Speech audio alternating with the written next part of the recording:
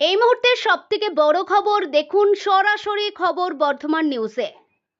বিদ্যুতের ছোবলে অস্বাভাবিকভাবে একটি বন্য হাতি মারা যাওয়ার ঘটনায় ব্যাপক চাঞ্চল্য।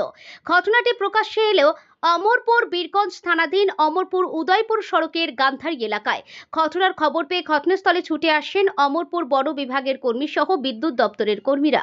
প্রাথমিক ধারণা অনুযায়ী জানা গিয়েছে উচ্চ ক্ষমতা সম্পন্ন বিদ্যুতের তারের সংস্পর্শে হাতিটি মারা গিয়েছে, এমনটাই জানান এক বন আধিকারিক।